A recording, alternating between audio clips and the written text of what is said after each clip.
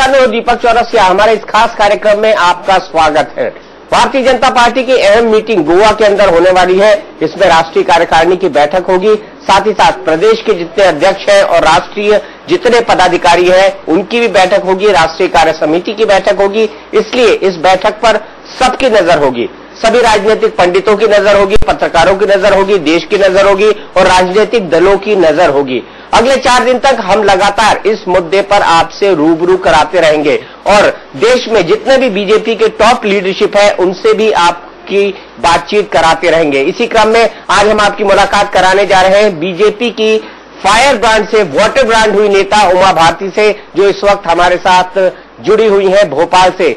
उमा जी, बहुत बहुत स्वागत है। नाम कैसा लगता है नया, फायर ब्रांड से वाटर ब्रांड, और ये नाम खुद आपने ही रखा है? हाँ, और सबसे अच्छी बात है कि मैंने अपना नामकरण संस्कार इंडिया न्यूज पर ही पहली बार किया था।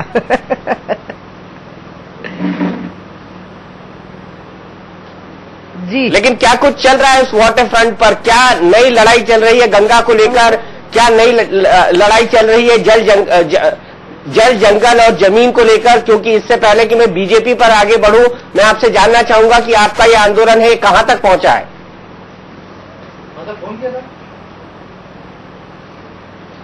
आपने कितना अच्छा प्रश्न किया है। गंगा का अभियान अपने प्रथम चरण को पूरा करेगा। 19 जून को हमने गंगा शिखर सम्मेलन बुलाया है दिल्ली में, और उसमें हम अपने आगे के कार्यक्रम की घोषणा करेंगे, जिसमें भागीरथी के जल को गंगा सागर तक पहुंचाने का प्रयास, जो कि टिहरी बांध के साथ में रुक गया था, और दूसरा होगा गंगा चौकियों का निर्माण पूरे राज्यों में जहां पर से गंगा निकलती हैं, और उसमें गंगा को अविरल और निर्मल बनाए रहने के लिए जो गंगा चौकियों के सदस्य होंगे वो अपनी तरफ से पूरा प्रयत्न करेंगे।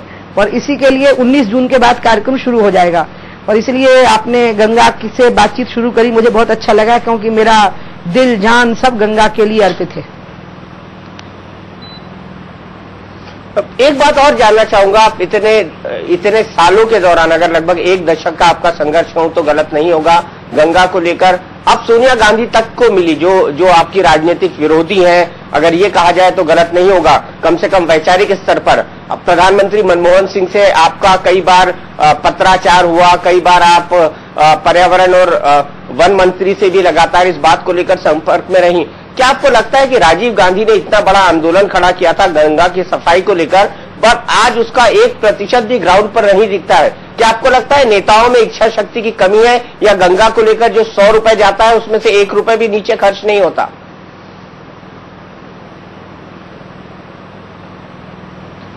मुझे क्या लग रहा है, जो आपने कहा बहुत अच्छा आपने कहा, गंगा के विषय में सब एक हैं और सब इस मत के हैं कि गंगा को अविरल और निर्मल बहना चाहिए। चाहे सोनिया जी हों, चाहे प्रणब मुखर्जी राष्ट्रपति जी हों, प्रधानमंत्री मनमोहन सिंह जी हों, राजीव गांधी ने भी गंगा एक्शन प्लान बनाया था, फिर स्वयं प्राइम मिनिस्टर मनमोहन सिंह ने गंगा बेसिन अथॉरिटी बनाई है। लेकिन जो दिक्कत आई वो यहाँ आई है कि गंगा की समस्याओं पर समग्रता से विचार करने के लिए एक अलग टीम खड़ी करनी पड़ेगी, और खाली अनाउंसमेंट से काम नहीं चलेगा। और उसमें भी नीचे तक जाकर के राज्यों में भी जो गंगा बेसिन अथॉरिटी के अध्यक्ष हैं वो राज्यों के मुख्यमंत्री हैं, लेकिन नीचे तक गंगा के लिए अलग से कोई प्रशासनिक व्यवस्था नहीं है। जो पारंपरिक प्रशासनिक व्यवस्था है उसी के जिम्मे गंगा का काम आ जाता है, तो वो तो पहले से ही विफल हो रहे हैं अपने कामों को करने में, गंगा उसमें एडिशनल जुड़ जाती है। इसलिए मैंने प्रधानमंत्री जी से अनुरोध किया है कि आप गंगा के लिए एक अलग से एक मंत्री को ही गंगा बेसिन अथॉरिटी का इंचार्ज बना दीजिए, और गंगा बेसिन अथॉरिटी को गंगा पर केंद्रित कर दीजिए, और फिर गंगा को एक आदर्श उदाहरण बना करके बाकी नदियों के ऊपर लागू करें। गंगा के विषय में सब एक हैं, लेकिन कोई कोऑर्डिनेटर नहीं है, और इसलिए मैंने अडवाणी जी से रिक्वेस्ट की थी कि आप ही क्यों ना कोऑर्डिनेटर बन जाएं, और अडवाणी जी ने मेरी रिक्वेस्ट को स्वीकार किया, और वो राष्ट्रपति जी से, प्रधानमंत्री जी से, पर्यावरण मंत्री जी से निरंतर गंगा के विषय में बात करते हैं। निरंतर गंगा के विषय में बात करते हैं। मैं इसको आगे बढ़ाते हैं उमा जी, बात करते हैं बीजेपी की नेशनल एग्जीक्यूटिव की, और आज जो सबसे बड़ा चर्चा का विषय है वो ये है कि बीजेपी में अटल बिहारी वाजपेयी के बाद अगला प्रधानमंत्री पद का उम्मीदवार कौन होगा। एक बड़ा पुराना गाना है, गंगा से जुड़ा हुआ है, मानो तो गंगा माँ है, ना मानो तो बहता पानी। तो आपकी नजर में ऐसा कौन है जो इस वक्त वाकई में गंगा माँ के तौर पर प्रधानमंत्री के चेहरे और मोहरे पर फिट बैठाई देता है बीजेपी के अंदर?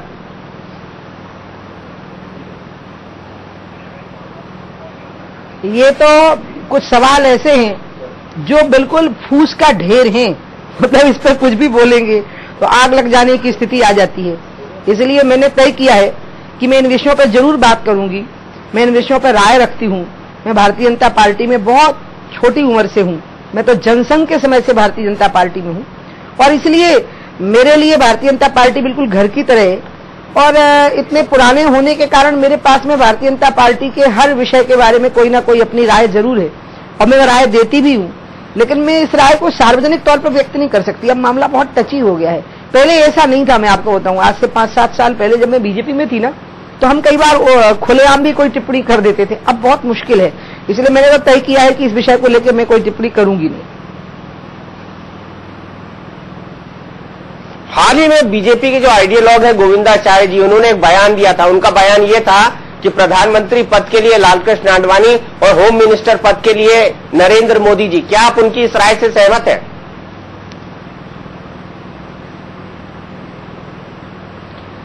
अब गोविंद जी ने बयान निश्चित रूप से दिया था, मैंने भी पढ़ा था।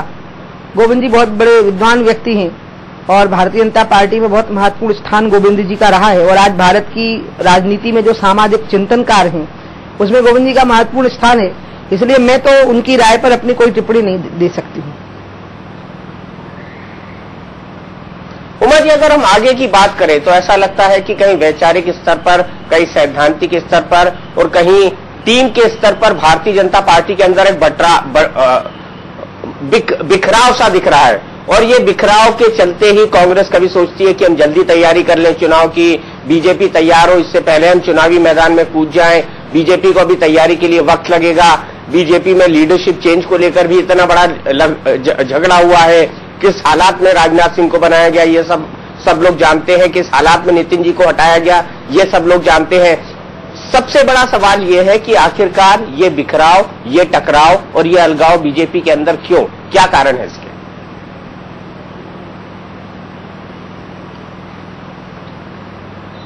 पहले तो मैं आपको ये बता दूं कि बीजेपी में क्या हो रहा है इससे वोटर के मन पे कोई फर्क नहीं पड़ने वाला। हमारी पार्टी के नेतृत्व में एनडीए की सरकार बने और हमारा जो भी कार्यकर्ता प्रधानमंत्री होगा वो लोगों को स्वीकार्य होगा, क्योंकि व्यक्ति के बजाय पार्टी के बारे में धारणा ज्यादा प्रबल होती है लोगों के मन में। और लोगों को पता है कि जब एनडीए की सरकार थी तो भ्रष्टाचार नहीं था, महंगाई नहीं थी, देश की सीमाएं सुरक्षित थी और पूरी दुनिया में हमारा सिर गर्व से उठा हुआ था। इसलिए लोगों को इन बातों से कोई फर्क नहीं पड़ता है। दूसरी बात मैं आपको कहूं कि यूपीए कुछ भी कर ले, वो तो लौट करके आ नहीं सकते। वो कितना भी अच्छा अपना कर ले, उनका कुछ लाभ नहीं होने वाला है। यूपीए का जो नुकसान है, जिस प्रकार से यूपीए लोगों की नजर से गिर गई है, उसमें हमें अपनी जगह बनाने के लिए अपने मैनेजमेंट को थोड़ा दुरुस्त करना है। और उस दृष्टि से भारतीय जनता पार्टी का जो वर्तमान नेतृत्व है, चाहे महासचिव हो या अन्य पदाधिकारी हो, राष्ट्रीय अध्यक्ष हो, वो सक्षम है पूरी तरह से। हमें सिर्फ अपने इलेक्शन मैनेजमेंट को दुरुस्त करना है, उसके साथ ही हमें सरकार बनाने से कोई रोक नहीं पाएगा। और लोगों को इससे कोई फर्क नहीं पड़ने वाला है कि कौन प्रधानमंत्री होगा। लोगों की इच्छा यह है कि भारतीय जनता पार्टी का नेतृत्व हो और एनडीए की सरकार बने। लेकिन उमा जी, अभी तो सबसे ज्यादा चर्चा पूरे देश में ओपिनियन पोल के हिसाब से, सर्वे के हिसाब से, जो डिस्कशन चल रहे हैं उसके हिसाब से, जनता दल यूनाइटेड के हिसाब से, वो तो ये है कि प्रधानमंत्री कौन हो। ज्यादातर लोग, पार्टी के आपके लोग नरेंद्र मोदी को चाहते हैं, लेकिन जो एनडीए के लोग हैं वो नरेंद्र मोदी के नाम से गुजरात दंगों के चलते परहेज करते हैं।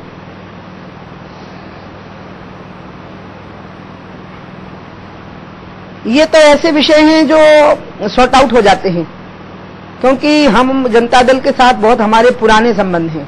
हमने कई उतार चढ़ाव जनता दल के साथ में देखे हैं। शरद यादव जी तो 77 से आडवाणी जी और अटल जी के साथ में जुड़े रहे हैं।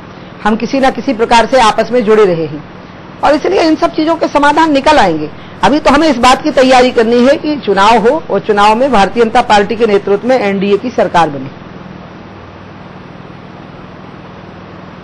बड़ी चर्चा है कि कैंपेन कमेटी का नेतृत्व नरेंद्र मोदी को सौंपा जा रहा है। क्या ये मान के चला जाए कि गोवा की राष्ट्रीय एग्जीक्यूटिव की बैठक के बाद उनके नाम पर स्वीकृति की मोहर लग जाएगी? क्योंकि अभी तक उमा जी, जहां तक मैं बीजेपी की फंक्शनिंग को समझता हूं, आपसे भी इस बारे में सलाह ले ली गई होगी।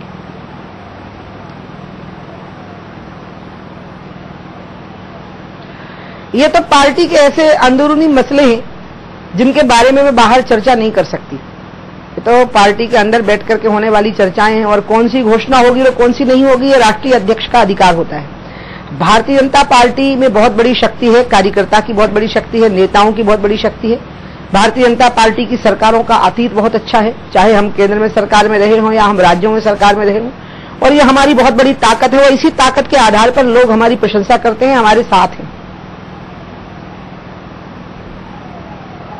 उमा जी, आपने अभी अभी कहा व्यक्ति चुनाव नहीं जीतता है, पार्टी चुनाव जीतती है, लेकिन गुजरात और मध्य प्रदेश में तो कम से कम हमको उलट देखने को मिलता है। गुजरात में नरेंद्र मोदी चुनाव जीतते हैं और मध्य प्रदेश में शिवराज सिंह चौहान।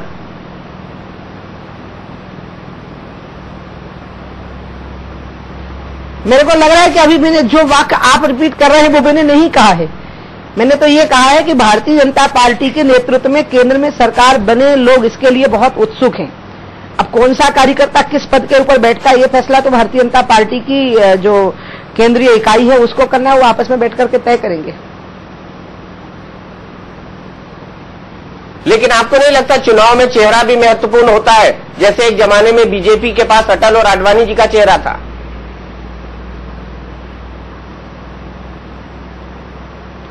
अब इन सारी बातों के फैसले भारतीय जनता पार्टी के केंद्रीय नेतृत्व को करने दीजिए। वो लोग जब मेरी राय पूछेंगे तो मैं अपनी भी राय दूंगी, और जब मैं अपनी राय दूंगी तो मैं उनको कह दूंगी कि आप इंडिया न्यूज को भी बता दीजिए कि मैंने अपनी राय क्या दी है। मेरे को इंडिया न्यूज के लोगों ने पूछा हुआ है तो आप शेयर होनी चाहिए, वो तो सबके साथ में शेयर होगी, आपसे भी होगी। नहीं, इंडिया न्यूज तो सवाल पूछ रहा है कि चुनाव में क्या चेहरे महत्व रखते हैं?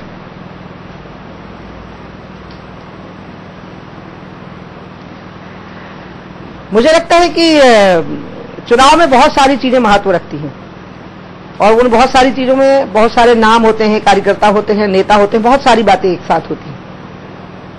आप जिधर मुझे ले जाना चाहते हैं मैं उधर नहीं जाने वाली हूं। नहीं, मैं आपको कहीं नहीं ले जाना चाहता हूं, मैं तो सिर्फ आपसे सवाल पूछना चाहता हूं। इसीलिए आपके हिसाब से चेहरे का कितना वेटेज होना चाहिए इलेक्शन में? क्योंकि मुझे अच्छी तरह याद है जब दिग्विजय सिंह को हराना था तब जो चेहरा उतारा गया था भारतीय जनता पार्टी की तरफ से 2003 के इलेक्शन में मध्य प्रदेश में, वो उमा भारती का था।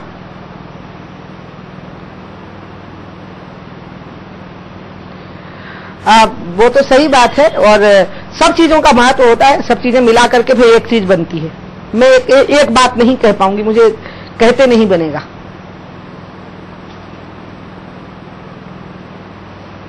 अच्छा उमा जी, मैं एक बात और आपसे जानना चाहता हूं, आपकी राय जानना चाहता हूं। मुझे पता है ग्वालियर के उस पार्टी फंक्शन में आप नहीं थी क्योंकि वो मध्य प्रदेश का फंक्शन था, और शायद उपाध्यक्ष होने के बावजूद भी मुझे ऐसी खबर है कि मध्य प्रदेश की अंदरूनी राजनीति के चलते आपको उस कार्यक्रम के अंदर बुलाया नहीं गया था।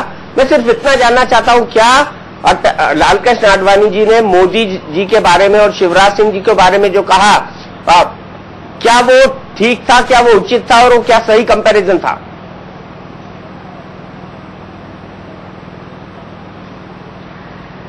पहली बात तो आपने पहली वाली बात कह दी, क्योंकि उसको लेकर के भी आज यहाँ पर कई टीवी चैनल में चर्चा हुई है। मैं कल इंदौर में थी तो वहाँ पत्रकार वार्ता में मुझसे पत्रकारों ने पूछा कि आप ग्वालियर क्यों नहीं गई थी, तो मैंने कहा मुझे वहाँ बुलाया नहीं गया था। तो फिर दूसरा सवाल साथ में खड़ा हो जाना था कि क्या कहीं नहीं बुलाया जाता है, तो फिर मैंने कहा कि मुझे बाकी जगह पे बुलाया जाता, पता नहीं मध्य प्रदेश में क्यों नहीं बुलाते। तो बाकी में उस कार्यक्रम में नहीं थी, लेकिन ग्वालियर वाले में। लेकिन आडवाणी जी ने वहां पर जो कहा है वो किन कारणों से कहा है। आडवाणी जी बहुत वरिष्ठ व्यक्ति हैं। आडवाणी जी सिर्फ भारतीय जनता पार्टी के नेता नहीं है, इस देश के नेता हैं, और आडवाणी जी को दूसरे दलों के लोग इतना सम्मान देते हैं।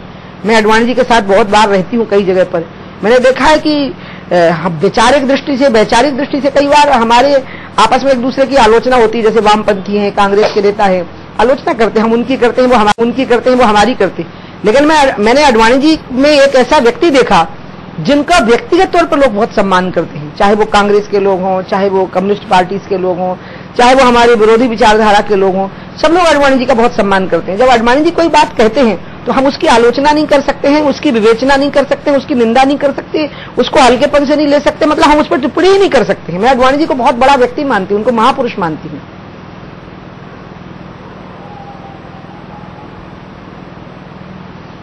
तो आपको लगता है कि शिवराज का कार्यकाल जो है नरेंद्र मोदी के कार्यकाल से बेहतर रहा है? मैं ये नहीं कह रहा हूँ आडवाणी जी ने कहा है, मेरा है सवाल अपनी तरफ से। कंपैरिजन मैंने आपको कहा ना, ये तो वो सवाल है जो मैंने कहा ना, मैं आडवाणी जी के किसी भी स्टेटमेंट की कोई विवेचना नहीं कर सकती, और ये तो फूस के ढेर हैं भैया। अच्छा आप बताइए, हम लोग तो हैरान हो गए सही में, लोग अन्य कोई बात पूछ ही नहीं रहे हैं। हाँ पूछो। चलिए आप बोलिए क्या पूछना है, मैं वही पूछता हूं।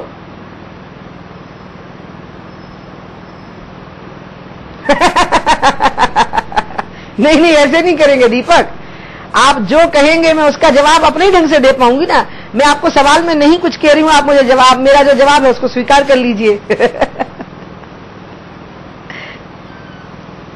चलिए, नरेंद्र मोदी का कार्यकाल, उन्होंने हैट्रिक लगा ली है, अब शिवराज सिंह चौहान भी हैट्रिक लगाने वाले हैं। क्या वो लोग जो ये कहते हैं कि शिवराज हैट्रिक लगाने वाले हैं वो सही बोलते हैं? क्योंकि शायद हैट्रिक में पहली बॉल पे जो विकेट लिया था दिग्विजय सिंह का, वो तो आपने लिया था।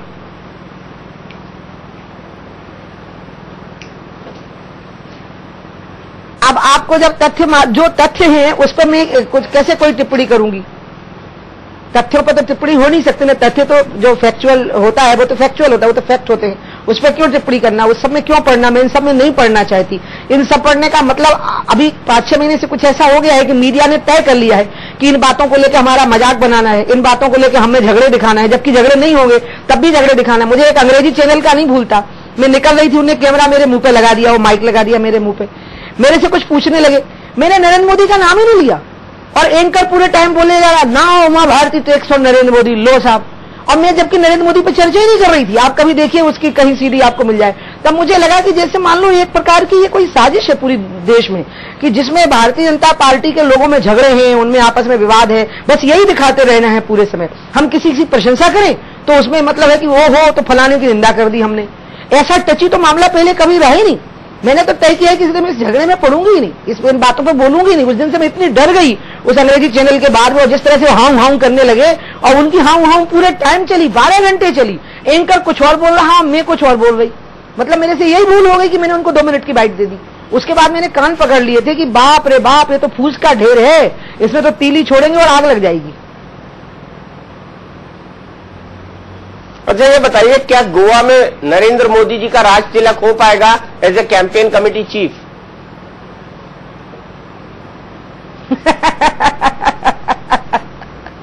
वो देखिए, ये बातें तो आप राजनाथ जी से पूछिए, क्योंकि वो राष्ट्रीय अध्यक्ष हैं और मैं यहाँ भोपाल में हूँ। मैं कल इंदौर के कार्यक्रम नंबर 2 है राष्ट्रीय उपाध्यक्ष हूं जी। अब देखिए वो भी चर्चा हुई, देखिए ना कितनी मजेदार बात है।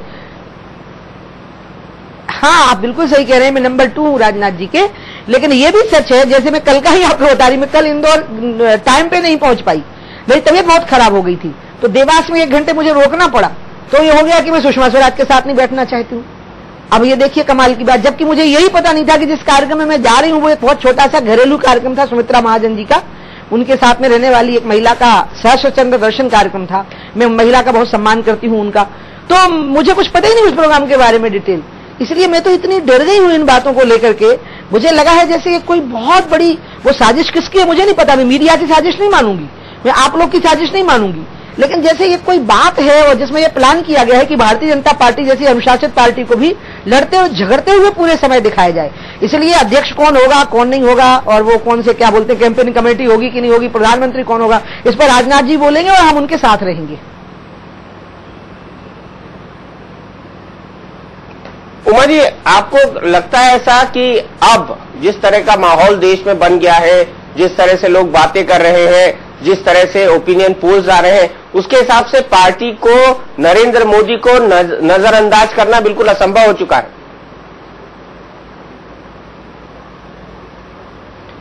भारतीय जनता पार्टी किसी को भी नजरअंदाज नहीं करती, सबकी उपयोगिता समझती है, सबका सम्मान देती है, सम्मान करती है, सबको महत्व देती है।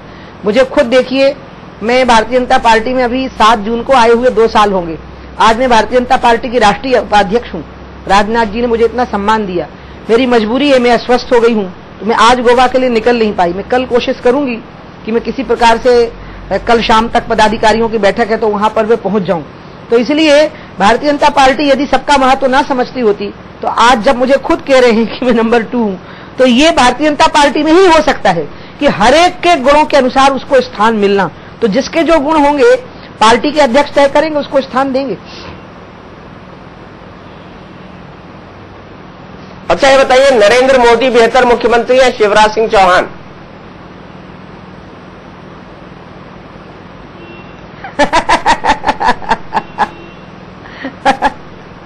हाँ, बहुत सारे सीरियस सवाल पूछ रहा हूं आपसे, तो इसलिए आप दो में क्यों पूछ रहे हैं? आतम में सीरियस है। अब चलिए मैं तीसरा ही पूछ लेता हूँ, रमन सिंह जी। सीरियस हुआ जा सकता है और सीरियस होते हुए हंस। मैं तो कुछ और कह रही हूं कि ये दोनों नाम बार बार इसलिए आप मतलब आप यानी आप लोग ले रहे हैं ना, क्योंकि ग्वालियर में अडवाणी जी ने अपने मुंह से बात कह दी। काहे को पड़ते हैं इन बातों में दीपक जी? देश बहुत गंभीर समस्याओं का सामना कर रहा है। नक्सलवाद की हालत देखिए, कितने बड़े बड़े नेता छत्तीसगढ़ के मार डाले गए, भले ही वो कांग्रेस के नेता रहे। ये भी बड़ा गंभीर मसला है कि देश का अगला प्रधानमंत्री कौन हो। मैं आपको बताऊं, आप मानते हैं कि ये भी बहुत गंभीर मसला है कि देश का अगला प्रधानमंत्री कौन हो? है ये भी बड़ा गंभीर मसला है कि देश का अगला प्रधानमंत्री कौन हो। कि एक बात बहुत अच्छी कही थी वो, मैं आपको ये कहना चाहती हूँ, बराक ओबामा ने एक बहुत अच्छी बात कही थी। जो उनसे जो हारे थे, उन्होंने कहा कि मैं इस सभा के बाद उनसे जाकर के मिलूंगा और अमेरिका को हमें कैसे चलाना है हम मिलकर के तय करेंगे। मुझे लगता है कि हमें बहुत सारी बातें मिलकर के तय करनी, और महत्वपूर्ण यह है कि देश के सभी राजनीतिक दल देश की इन चुनौतियों का सामना करने के लिए, चाहे विपक्ष में हो चाहे सत्ता पक्ष में हो, मिलजुल करके काम करें और अपनी राय बनाएं। मैंने गंगा को नष्ट होते हुए अपनी आंखों से देख लिया है।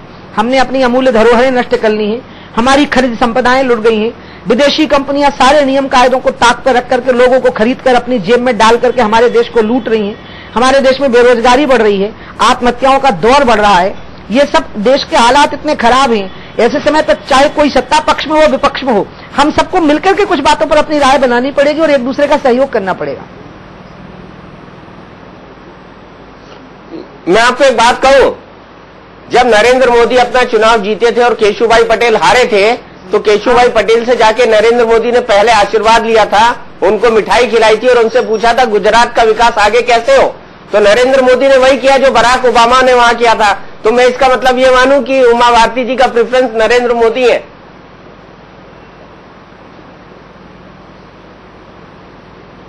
मैं तो ये कह रही हूं, देखो मैंने आपको कहा ना, आप लोग पहले से टारगेट तय किए कि उस पर मेरी टिप्पणी लेनी है, और मैंने तय किया है कि मैं अपना टारगेट तय किया। मेरे टारगेट में गंगा है, मेरे टारगेट में देश है, मेरे टारगेट में जल जमीन जल जंगल और जानवर है।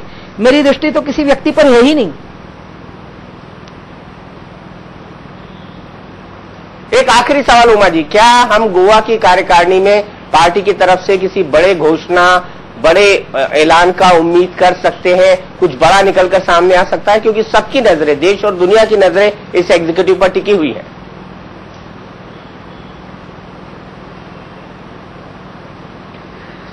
हमारी जितनी भी कार्य समितियां होती हैं उनमें महत्वपूर्ण निर्णय हमेशा होते हैं और उन महत्वपूर्ण निर्णयों के ऊपर पार्टी चलती है।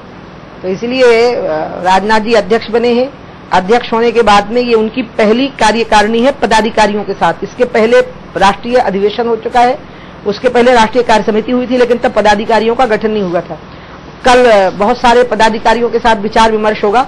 दुर्भाग्य से मैं आज वहां नहीं पहुंच पाई, मुझे राजनाथ सिंह जी के साथ ही जाना था दिल्ली से, मैं नहीं पहुंच पाई हूं अपनी अस्वस्थता के कारण, लेकिन मैं कल शाम तक पहुंचूंगी। पदाधिकारियों की बैठक में भाग लेंगे और जो घोषणाएं होंगी उससे उसकी खबर तो आपको थोड़ी बहुत हो ही जानी है। गोवा में आप लोग जिस प्रकार से ताक झांक कर लेते हो, तो कल रात आते आते जो भी महत्वपूर्ण घोषणाएं होनी होंगी वो पदाधिकारियों के बैठक के बाद आपको पता लग जानी है। इसका मतलब घोषणाएं होनी है।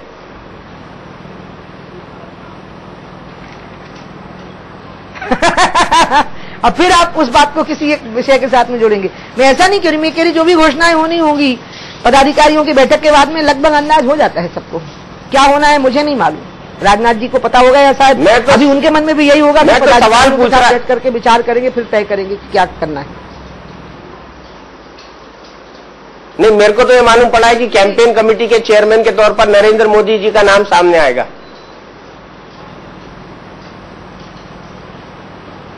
मेरी जानकारी में नहीं, वाकई आप मान जाओ मैं झूठी नहीं बोल रही हूँ, मैं झूठ बोलती नहीं हूँ। मैं जब सच नहीं बोल पाती हूँ तो मैं कुछ नहीं बोलती। चुप, आपने देखा होगा मैंने बहुत सारी बातों के जवाब ही नहीं दिए इसलिए, लेकिन मुझे सच की जगह पे कोई दूसरा सच बोलते नहीं बनता, क्योंकि वो झूठ ही होता है फिर। तो इसलिए मुझे, आप यकीन करिए, मुझे वाकई कुछ नहीं मालूम, क्योंकि मैं टीकमगढ़ में थी, वहां गर्मी लग गई, यहाँ भोपाल आई और उसी स्थिति में मैंने इंदौर जाने की कोशिश की एक कार्यक्रम में, मैं लेट हो गई तो मुझे कई तरह के विवादों का सामना करना पड़ा कि मैं सुषमा स्वराज के साथ बैठना नहीं चाहती हूँ, इसलिए मैं लेट हो गई। जबकि मैं सुषमा स्वराज के घर जाती हूँ, उनके घर में बैठ के भोजन करती हूँ, वो मेरा बहुत सम्मान करती हैं, बड़ी बहन है, जीजी है वो मेरी। लेकिन क्या करूं, हम सब तो इन बातों से इतने परेशान हो गए, खास करके मैं तो इतनी परेशान हो गई हूं इन बातों से कि मुझे समझ में ही नहीं आता है कि मैं अपना बचाव कैसे करूं। इसलिए मैं तो इतनी सतर्क हो गई हूं कि मुझे लगता है मुझे धीरे धीरे मेरे जैसे लोगों को तो मौन धारण की स्थिति में आना पड़ेगा, जो बहुत मतलब जो बहुत चतुर नहीं होते हैं। हम भाषण देने के लिए मैं मशहूर हूं, मैं अच्छा भाषण देती हूं, लेकिन बाकी जब ऐसी स्थितियां हो कि हमारी बात का कोई और मतलब निकलने वाला हो तो डर के मारे बोलती बंद हो जाती है। चलिए उमा जी, बहुत बहुत शुक्रिया। हम चाहते हैं कि आप वाटर ब्रांड नेता भी बनी रहे और साथ ही साथ अपना फायर ब्रांड भी बरकरार रखें, क्योंकि देश को दोनों चीजों की जरूरत है।